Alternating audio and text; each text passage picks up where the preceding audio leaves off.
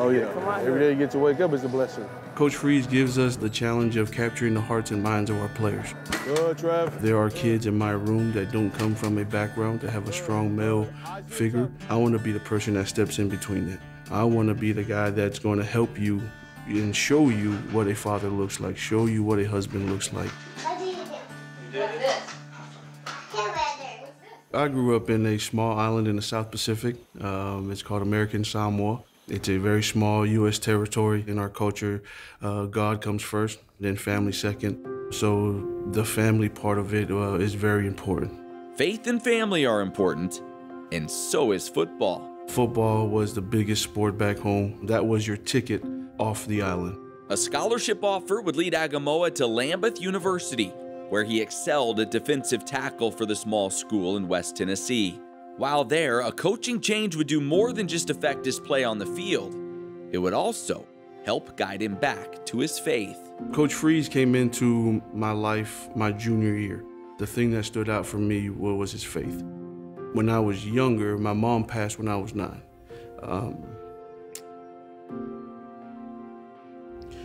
And so growing up, my mom was my rock in the faith walk.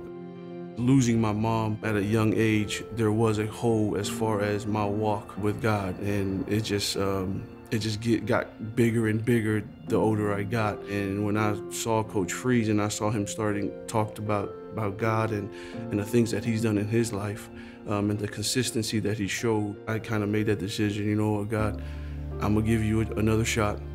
Okay, you took my mom away from me at a young age.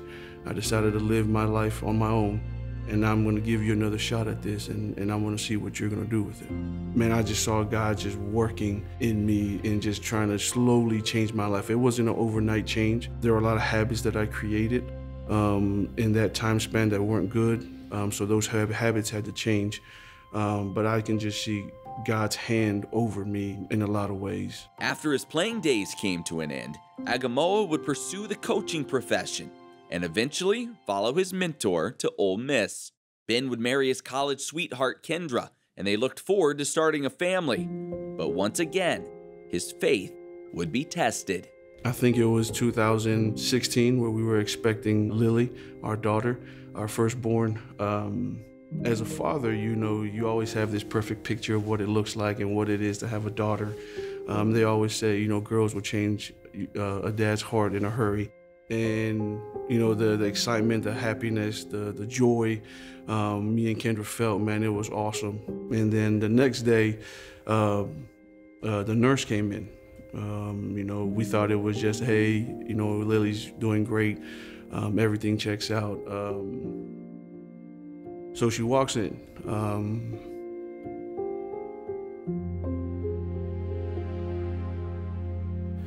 She sits down with Kendra and I, and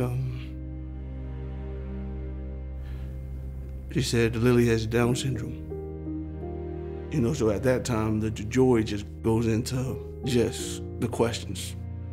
You know, the questions that I had as a 9-year-old kid of, God, why'd you just take my mom away? Now we're back in the spot of, it's my baby girl. You know, why me? And, you know, I'm not proud of that moment when I look back at it, just because I told God, you know, I'm gonna trust you through everything. And then we got more news of her heart. They say kids with Down syndrome have holes in their heart, and Lily has a hole in her heart. And we're probably gonna need to have surgery, open heart surgery and all this thing. And so there it is again. I'm saying, God, okay, what is it? What is it you want from me? I had to make a decision, and I said, God, you know what? I'm gonna trust you with my baby girl.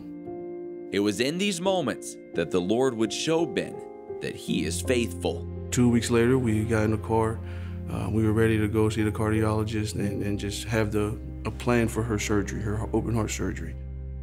He came back out to see us in the lobby.